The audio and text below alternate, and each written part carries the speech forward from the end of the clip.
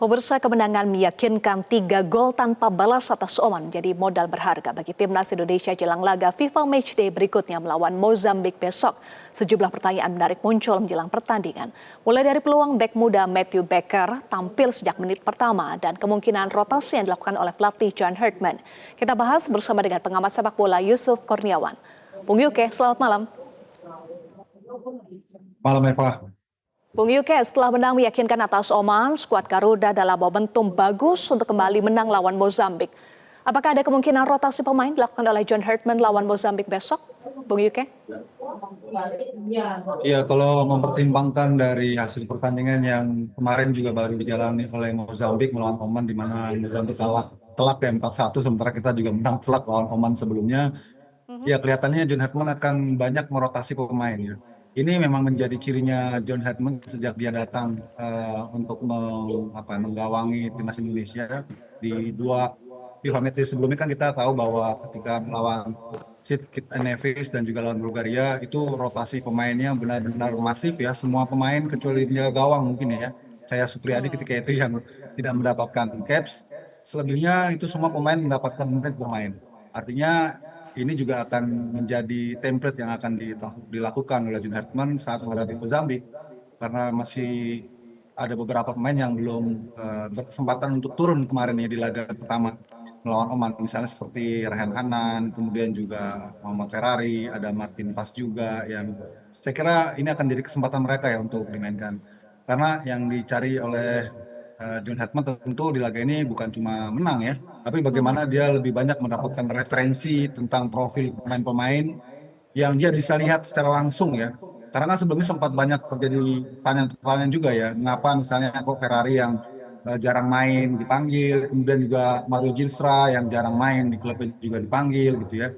Nah, John Herdman ingin memperlihatkan mungkin ya pada publik bahwa pilihannya, profilingnya, dan juga kriterianya milih pemain itu bukan hanya semata karena jam bermainnya di klub, tapi karena riwayat mereka yang pernah memperkuat timnas sebelumnya. Sehingga dia ingin memberikan kesempatan kepada pemain-pemain yang menjadi pertanyaan publik sebelumnya di kesempatan kali ini untuk menunjukkannya, untuk show off ya.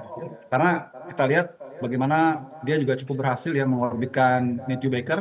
Nah, mungkin secara usia masih terlalu muda ya untuk dipromosikan sebagai pemain senior, tapi dia buktikan ya bahwa pilihan dia nggak salah, dan momentum dia untuk memberikan momen debut kepada Matthew Baker juga terbukti berhasil ya, seperti bagaimana sebelumnya dia juga mengorbitkan Donitri yang sudah proven. Saya kira pendekatannya lebih ke situ, lebih ke rotasi, lebih ingin melihat sebanyak mungkin referensi yang dia bisa kumpulkan dari pemain-pemain yang diturunkan. Baik, jadi kemungkinan banyak rotasi pemain berpotensi bermain besok sebagai referensi. Oke, karena Anda sudah sebut tadi nama Matthew Baker, Bung Yuke, salah satu nama yang menarik perhatian Matthew Baker. Setelah diberikan debut di timnas senior lawan Oman, apakah ini saat yang tepat bagi Herdman untuk memberikan kesempatan kepada Baker tampil sebagai starter? Oh ya, sangat terbuka saja kemungkinan itu ya. Tapi alih-alih memaksakan dia untuk bermain penuh gitu ya, saya rasa dia akan lebih disiapkan untuk kembali ke timnas U19 di babak semifinal. Karena kan memang setelah laga besok, Matthew Baker akan kembali ke timnas U19 yang akan bermain di semifinal Piala AFF U19, di mana memang sejatinya kan itu usianya dia, dan dia dipanggil pada kesempatan FIFA Matchday kali ini memang sebetul-betulnya untuk memperkuat timnas U19 gitu kan. Tapi karena John Herdman kepincut melihat bagaimana performanya, akhirnya dipanggil ke senior dan Nova merelakan itu. Dan ini yang saya kira lebih penting ya buat Matthew Baker, mengingat bahwa kalau laga FIFA Matchday di level senior ini intensitasnya sangat tinggi ya. Jadi bukannya berarti nggak ada kemungkinan dia akan dimainkan kembali oleh John Herdman, tapi saya kira John Herdman akan lebih mendahulukan pemain-pemain yang belum dapat kesempatan bermain. Yang tadi seperti saya katakan ya, kayak Ferrari, Oke. Rehan Hanan gitu ya, terus Martin Pas ya. Saya kira sudah cukup melihat bagaimana kemampuan ya dan juga profil dari Matthew Baker untuk ini bisa menjadi terobosan buat laga FIFA Matchday senior berikutnya gitu. Itu sih yang ya kalau menurut pendapat saya seperti itu. Oke, baik. Bung Yuka, di lini serang kita ada satu nama yang layak kita nantikan aksinya, yaitu Marcelino Ferdinand yang sebelumnya harus absen saat menghadapi Oman akibat cedera hamstring ya. Jika Marcelino fit, seberapa besar pengaruh Marcelino bagi permainan Indonesia lawan Mozambik nanti? Wah, tentu sangat signifikan ya kalau menurut saya, karena Marcelino ini kan memang salah satu aset, salah satu wonderkid yang membanggakan kita kan sebelumnya, memperlihatkan bagaimana performanya di eranya Sintayong, juga dia membuktikan kontribusi yang sangat baik, walaupun ya lagi-lagi di level klub dia tidak banyak mendapatkan jam bermain, tapi di timnas sangat berbeda. Itu hanya pemain-pemain lokal kita ya yang kurang mendapatkan menit bermain, tapi begitu di timnas, wah sudah all out ya. Dan bukan tidak mungkin ya Marcelino dimainkan sebagai starter, karena kemarin sebetulnya dia juga sudah masuk dalam rencana John Herdman untuk diturunkan ketika melawan Oman. Tapi kan karena H-1 Marcelino ada sedikit masalah di ototnya, jadi sebagai antisipasi Marcelino diistirahatkan. Nah, kali ini dia sudah kembali bergabung dalam latihan. Saya kira peluangnya untuk dimainkan sebagai starter ataukah sebagai pemain cadangan, tapi kesempatan dia sangat besar untuk dilihat ya. Dan John Herdman kan sebelumnya juga mengatakan sangat apresiasi ya, sangat respect, sangat kagum dengan performa Marcelino selama TC kemarin.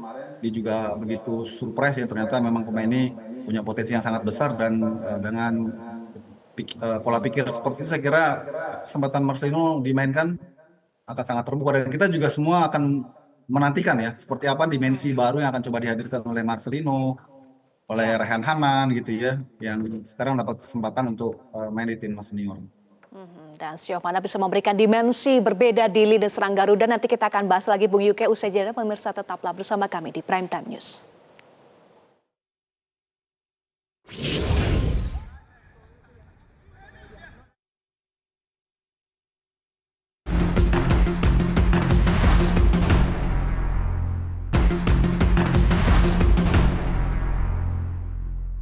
Dipersembahkan oleh, didukung oleh. Alhamdulillah di 3 game selalu baik ya. Ada beberapa kekurangan kelebihan ya, memang kan perlu waktu. Yang penting lawan Mozambik ya kembali jangan underestimate ya. Kita sudah ngalahin Oman ranking 79, terus Mozambik yang 100, kita merasa kita sudah, janganlah, kita mesti konsisten cari poin itu. Tadi saya sampaikan, dan saya rasa tim sangat fokus, Coach John juga sangat fokus lah. Mudah-mudahan kita jaga momentum ini untuk menuju nanti AFF, ya nanti FIFA ASEAN nanti lagi. Kan belum tahu, belum ada pengumuman apa-apa dari FIFA-nya, kita tunggu aja. Terima kasih Anda masih bersama kami, Bung Yuke. Sebelum kita lanjutkan dialog, kita akan melihat dulu situasi terkini dari persiapan Timnas Indonesia jelang lawan Mozambik besok.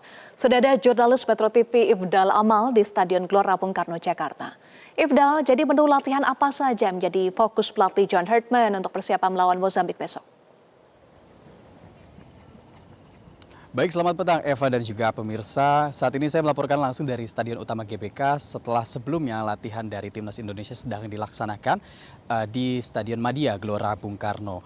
Kemudian latihan sendiri dilakukan oleh kedua tim baik Indonesia maupun Mozambik, di mana sesi latihan dilakukan secara terpisah untuk Timnas Indonesia di Stadion Madia dan tim Mozambik melakukan agenda latihan di lapangan ABC Gelora Bung Karno. Untuk sesi latihan saya sedikit gambarkan kepada Anda pemirsa bahwa sesi latihan memfokuskan pada chemistry tim, kebugaran fisik, kematangan taktik, hingga kedisiplinan di atas lapangan. Karena memang pelatih kepala Garuda, John Herdman, merupakan orang yang sangat detail sebagai pelatih di Timnas Indonesia. Dari 3 latihan terakhirnya terlihat John Herdman kerap kali meletakkan garis secara horizontal dan juga vertikal ditaruh di atas lapangan. Hal ini dilakukan untuk membantu pemain memahami positioning saat menyerang serta menjaga struktur tim saat bermain melawan pihak lawan begitu. Yang menarik bukan dari garisnya saja Eva dan juga pemirsa, tetapi terletak pada bagaimana John Herdman mencoba untuk menerjemahkan taktik yang ada di kepalanya kepada setiap pemain agar ide-ide dari taktikalnya itu bisa menjadi sesuatu yang bisa dilihat langsung oleh para pemain di lapangan. Dan untuk sesi latihan tadi kami melihat terdapat beberapa pemain yang absen begitu, akan tetapi ada di sesi latihan tadi, diantaranya Max Hilgers dan juga Justin Hubner yang memang mengalami kendala cedera ya, meskipun hadir tetapi sesi latihannya terpisah. Yang menarik adalah hadirnya Marcelino Ferdinand di sesi latihan tadi, sehingga ini dapat menjadi amunisi baru ya, amunisi tambahan bagi skuad Garuda yang akan melawan Mozambik maksud saya esok hari pada 9 Juni 2026. Dan laga ini pemirsa dan juga Eva memang secara ranking, secara peringkat FIFA Mozambik diunggulkan jika melawan timnas Indonesia yang mana Mozambik berada di urutan 102 sementara Indonesia berada di urutan 119 setelah berhasil mengalahkan Oman 3-0 pada babak sebelumnya. Dan kemudian usai melawan Oman ini, Indonesia yang dari 121 naik ke 119. Dan selain dari ranking FIFA sendiri juga Indonesia ini diunggulkan dari materi pemain karena ranking FIFA tidak selalu mencerminkan dari kualitas pemain dan juga kualitas permainan tim itu sendiri. Dan yang menarik lagi dari pertandingan Indonesia kontra Mozambik esok adalah ini merupakan laga pertama kali kedua negara bertemu sepanjang sejarah. Sehingga ini akan menjadi tontonan yang perlu dinantikan oleh kita, pemirsa, karena kedua tim akan berduel dengan sekuat tenaga untuk menjadi pemenang pertama dalam sejarah kedua negara tersebut. Dan untuk rekap Indonesia melawan Oman kemarin, Indonesia berhasil mengalahkan Oman 3-0 sehingga ini menjadi amunisi juga dan akan mendapatkan tambahan semangat begitu untuk melawan Mozambik karena 3 gol tanpa balas yang ditujukan oleh skuad Garuda berasal dari gol sundulan keras dari Justin Hubner, kemudian sepakan oleh Romani dan ditutup oleh sontekan dari Ragnar Oratmangun di menit ke-55. Meskipun tampil impresif, Indonesia bukan tanpa PR. Ada catatan di lini belakang karena Indonesia sempat diberi hukuman penalti. Beruntung sepakan penalti dari Oman dapat ditepis oleh kiper kelahiran Nusa Tenggara Barat, Emil Audero Mulyadi untuk menyelamatkan gawangnya. Kita akan menantikan terus bagaimana konferensi pers yang akan dilakukan oleh Timnas Indonesia pada pukul 18.30 nanti dan informasi selengkapnya akan kami sajikan kepada Anda pemirsa. Untuk sementara demikian, Eva kembali ke Anda di studio. Ifdal Amal, terima kasih untuk informasi Anda. Kita lanjutkan Bung Yuke, tadi disampaikan oleh rekan kami Ifdal Amal, ada Marcelino latihan. Sejauh mana, seberapa signifikan Marcelino akan memberikan dimensi berbeda di lini serang Garuda? Ya, kalau Marcelino benar-benar dimainkan ya, ini menarik nih. Mungkin dia akan ditempatkan di sisi sebelah kanan menggantikan Beckham Putra yang kemarin sebagai starter ya. Kemudian artinya akan ada pergeseran di sisi sebelah kanan. Di situ juga kita tahu bahwa kita masih punya Sandy Walsh juga yang mungkin akan dimainkan juga sebagai fullback kanan. Itu sangat terbuka kemungkinannya. Artinya akan ada dimensi yang berbeda ya. Dengan kehadiran dua pemain itu, kalau keduanya memang benar dimainkan, tinggal nanti di sisi kiri apakah Yakob Sayuri akan dimainkan sebagai starter, itu juga menarik. Yang jelas kalau Ferdinand main ini taktikalnya akan berbeda karena Ferdinand tuh pemain yang lebih banyak melakukan inverted, pemain yang sering muncul di second line dengan kemampuan skill individunya yang sangat baik. Ini bisa melakukan permainan kombinasi yang begitu cair, apalagi dia sudah terlihat sangat padu ya dengan Ole Romani di laga-laga sebelumnya. Ini saya kira akan menjadi pairing yang menarik. Artinya kita akan kembali melihat ya bagaimana kekayaan taktikal ya, kekayaan komposisi pemain yang dimiliki oleh Jun Hetman. Ya semoga saja ini benar-benar bisa memberikan tambahan keyakinan kita terhadap skuad yang dimiliki Jun Hetman bahwa para pemain itu walaupun pada kesempatan FIFA Matchday kali ini tidak semuanya bisa dipanggil, seperti JIJs yang mengalami cedera, kemudian juga Eleanor Reinders, terus Mark Klok ya, kemudian juga JIJs yang nggak bisa turun, tapi ternyata pemain-pemain yang lainnya bisa mengisi pos-pos itu gitu. Ini kan sangat bagus itu. Termasuk juga kita harapkan Marcelino. Ya. Jika melihat pertandingan lawan Oman, dua striker Ole Romani dan Ragnar Oratmangun mencetak masing-masing 1 gol. Bagaimana Anda melihat Ya, performa keduanya?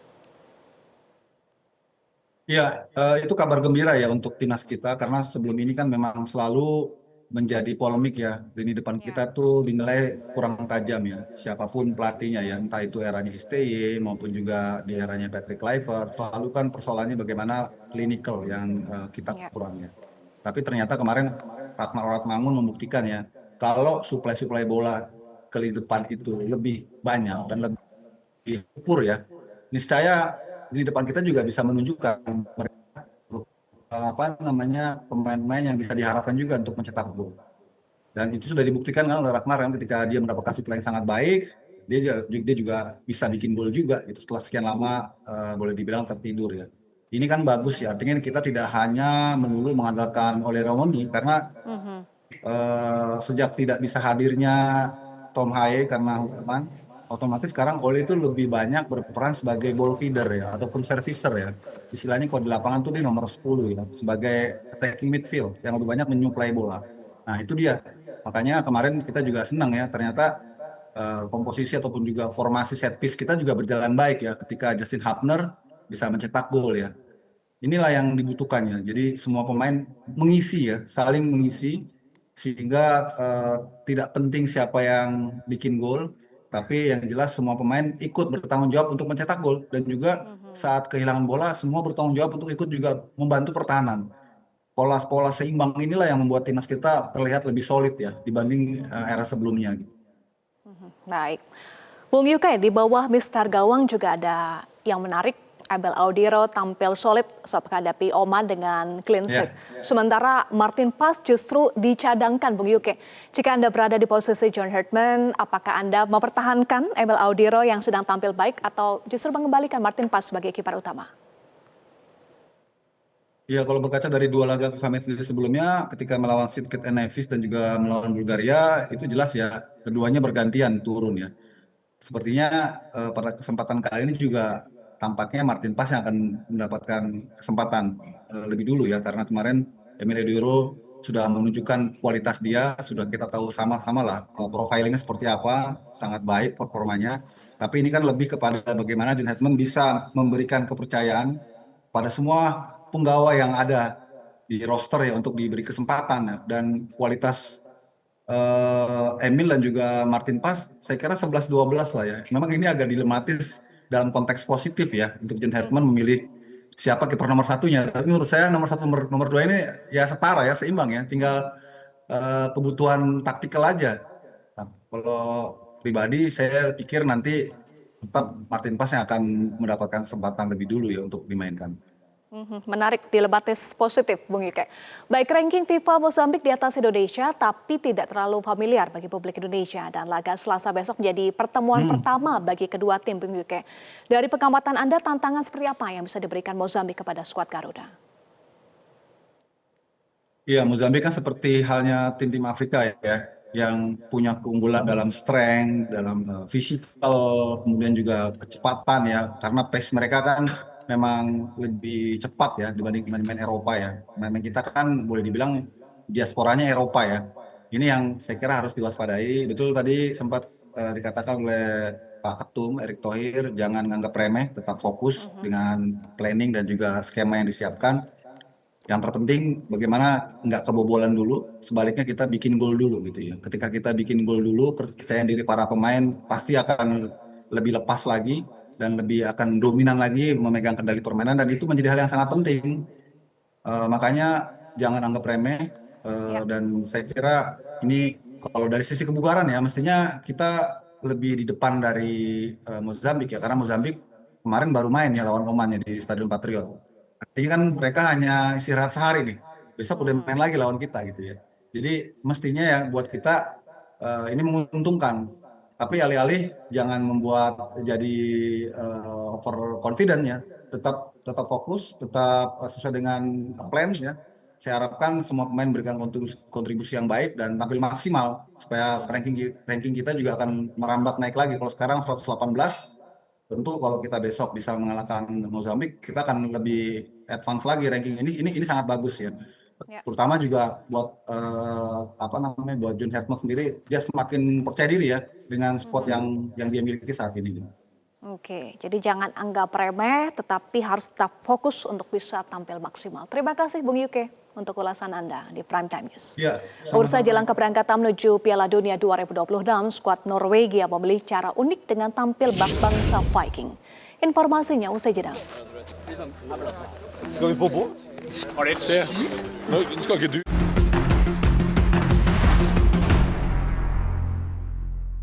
Dipersembahkan oleh, didukung oleh Jelajahi cara baru mendapatkan informasi. Download Metro TV Extend sekarang.